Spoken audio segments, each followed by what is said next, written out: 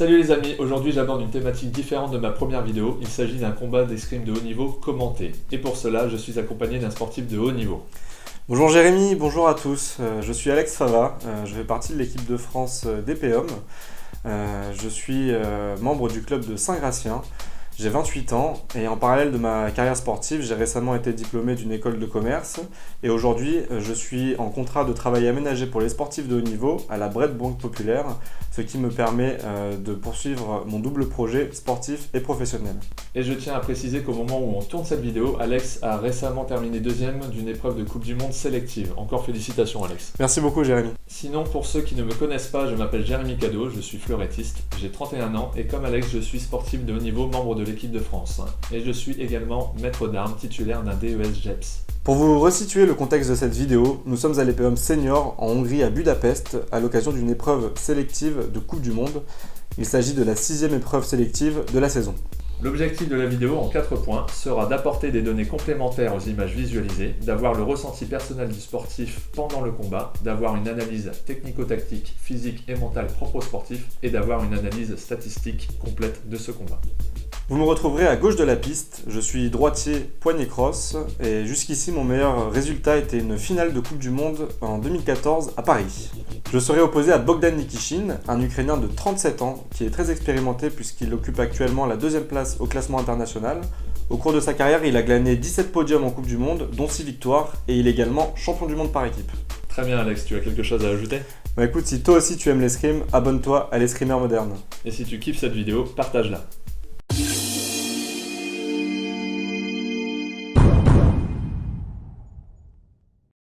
Donc le début du match sur Bogdan Nikishin, qui est un adversaire que je connaissais déjà, puisque je l'avais rencontré à la première Coupe du Monde de l'année à Berne, où j'avais perdu de très peu en tableau de 64.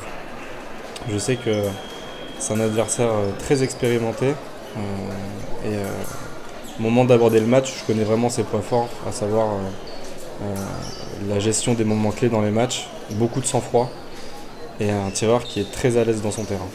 Donc moi j'aborde le match en me disant que je vais l'agresser, aussi bien au niveau du rythme qu'au niveau de la pointe, et l'agresser dans son point fort, c'est-à-dire dans son terrain, pour qu'il se sente un peu dans l'inconfort, dans sa zone de confort. Donc la première touche est très importante, parce qu'il y a la règle de la passivité à l'épée, et lui je sais que c'est un tireur qui maîtrise parfaitement cette tactique, à savoir au bout d'une minute sans touche, on passe directement au tir-temps suivant sans pause. Donc la première touche était très importante car elle permet de pas rentrer dans cette passivité justement. Et on voit qu'il est à l'aise dans sa partie, dans son côté du terrain. Il t'attire même justement dans ce terrain, il est très très patient, il attend la faute pour pouvoir te sanctionner. Voilà, celle que j'ai prise, la touche que j'ai prise, c'est vraiment une petite erreur de distance de ma part. Et là, il m'a tout de suite sanctionné, donc c'est un bon avertissement pour la suite du match. À savoir que dès que je vais faire une erreur de distance, lui, il va être présent, quoi. Mais mon objectif, c'est de l'amener à faire des erreurs de distance lui aussi, quoi. Donc voilà, beaucoup de flancs, beaucoup de faux petits bonhommes, voilà. Là, lui, il fait l'erreur de distance, et je suis directement présent pour le sanctionner. En tout cas, ça demande quand même des capacités physiques assez soutenues, hein, parce que tu mets quand même un rythme qui est très très intense, donc il faut pouvoir tenir ce rythme-là pendant tout le match. Et surtout qu'il y a eu quelques matchs avant déjà qui étaient très engagés. Je suis parti dans cette compétition avec l'optique de m'imposer physiquement sur chaque match. Donc là je me sentais bien, pour me qualifier avant sur le tableau principal, j'ai eu 3 matchs où j'ai mis la même intensité physique. Donc c'est vrai que cette dimension physique a été très importante du début à la fin de la compétition. Donc là il y a 3-2, donc tu es mené à une touche. Mené à une touche, mais je sens que je suis dans le match. Je fais quelques petites erreurs, mais c'est moi qui suis à l'initiative à chaque fois. Et celle qui me met juste avant pour être à 3-2, là lui il me prend bien, c'est sa première vraie décision du match. Il me la met, mais donc c'est bien parce que ça va peut-être l'inciter à se livrer un peu plus, sachant qu'il m'a mis cette touche-là. il va peut-être se dire à ce moment-là, ouais, bah, si j'y vais, je pourrais marquer seul. Donc voilà, j'arrive au premier tiers-temps. Tout le travail que j'ai fait là pendant 3 minutes au niveau distance, au niveau rythme, au niveau agressivité, j'espère vraiment qu'il va payer. Et pendant la pause, avec le coach, avec les copains qui me soutiennent, on est dans le combat et dans le positif. C'est vraiment ça qui est important, c'est ne pas commencer à cogiter sur le fait qu'on est mené sur un des meilleurs escrimeurs du monde. Qui est-ce qui te coach à ce moment-là? Alors à ce moment-là, c'est Stéphane Leroy, qui est entraîneur de l'équipe de France DPOM à l'INSEP. Et donc c'est lui qui a été avec moi depuis 2 ou 3 matchs. Parce qu'il faut savoir qu'en Coupe du Monde, les entraîneurs tournent en fonction des matchs des Français, parce qu'on est plusieurs Français à tirer en même temps. Donc avec Stéphane Leroy, Benoît Janvier et Sébastien Barrois, qui sont les 3 entraîneurs de l'équipe de France DP masculine.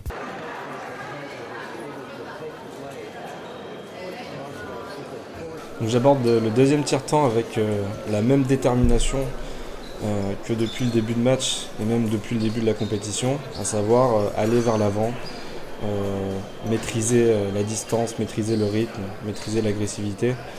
Après, avec les trois premières minutes, je sais que moi j'ai maîtrisé le rythme du match, et on peut voir sur cette touche que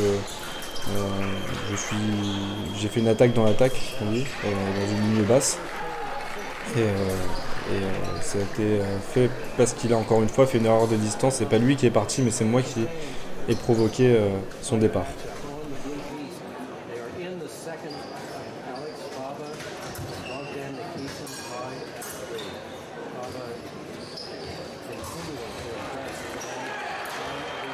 Alors voilà, là typiquement, c'est une touche à laquelle il faut passer tout de suite à la touche d'après. Il me fait ce qu'on appelle un coupe-main.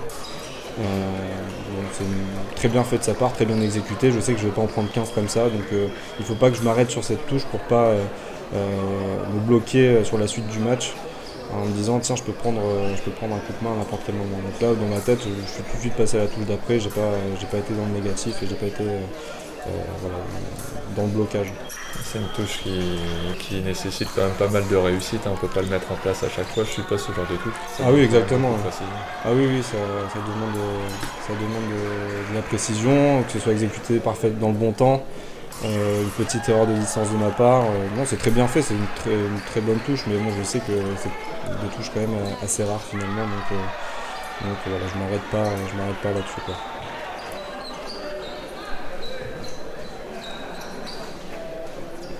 J'ai l'impression que sur la deuxième reprise, quand même, il essaye de t'amener beaucoup plus sur de la parade riposte.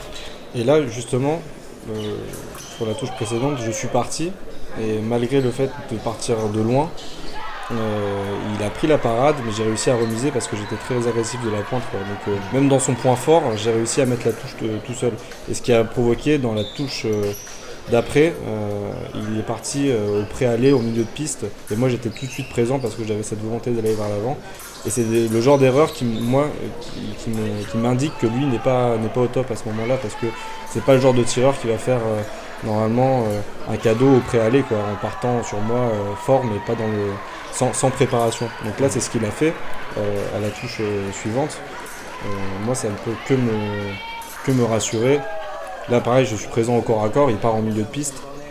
Je suis très présent, c'est des indicateurs positifs parce que ça me donne de la confiance. Je sais que je suis présent au corps à corps, je suis présent en contre-attaque, je sais que je suis présent en attaque aussi parce que j'arrive à remiser des touches alors que je suis pris dans sa parade.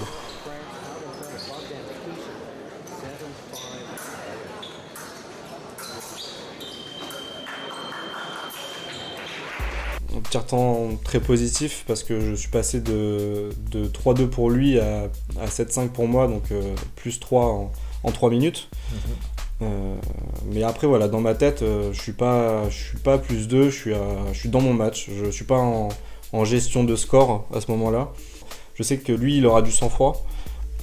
Et justement, j'ai pas envie d'être dans une optique il reste 3 minutes en quart de finale d'une Coupe du Monde pour accéder à un podium sélectif pour les championnats du monde.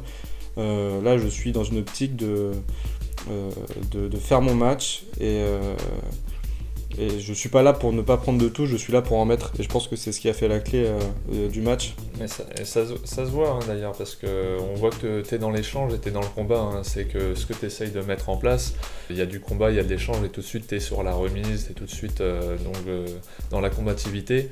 Et on voit que tu es très très concentré justement. Et c'est ce qui fait la différence sur cette deuxième période. Le début du troisième et dernier tiers-temps, même optique, je vais vers l'avant tout de suite, même si je mène de +2 sur Nikishin. Je pourrais me dire, allez, je l'emmène dans mon terrain un peu, qu'il prenne des risques, mais là, tout de suite, je suis dans le combat, je vais aller le titiller, je vais aller l'embêter, je vais aller l'agresser un peu. Et là, je sens qu'il commence à tomber dans mon rythme. Et là, il part pareil en milieu de piste, je suis présent sur la parade riposte parce que je le vois partir, parce que c'est moi qui imprime mon rythme. Donc lui, une fois qu'on imprime son rythme, on sait que quand il part, on sera moins surpris. Pareil, là, je mets une touche à la main, un peu comme lui, il l'a mise dans le tiers-temps précédent. Ça me rassure parce que je suis précis. Je sens que je suis précis, mais je m'arrête pas sur cette touche.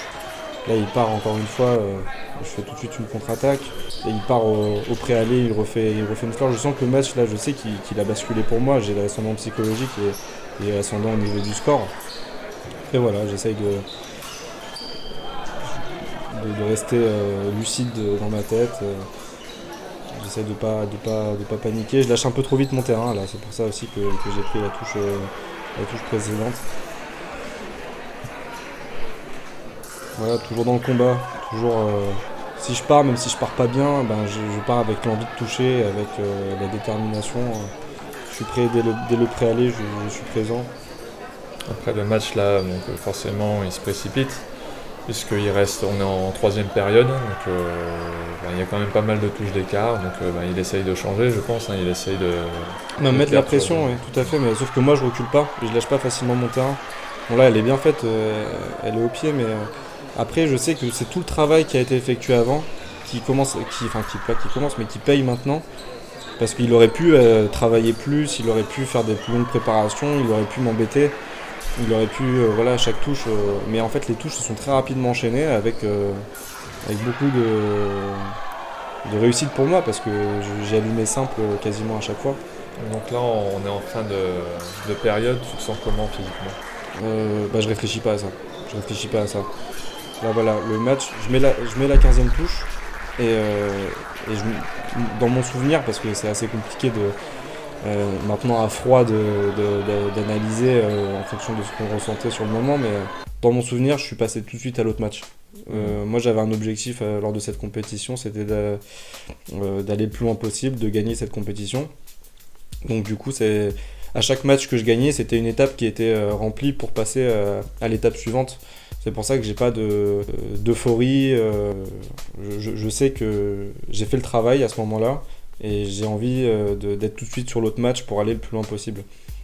Je sais que le score est assez large finalement, mais il est le fruit des 6 premières minutes de travail, des 2 premiers temps. Ça a été très très serré pendant les 2 premières manches. Voilà, exactement. Le match, il est pas si serré que ça au final. Hein. Ça s'est emballé sur la fin. Mais... Le match s'est emballé parce qu'il y a eu... lui, il a voulu peut-être un peu, à un moment donné, se précipiter parce qu'il ne sentait pas le rythme, ou je sais pas ce qui s'est passé dans sa tête, mais moi, je sais que s'il a réagi comme ça, c'est parce que je l'ai emmené à réagir comme ça.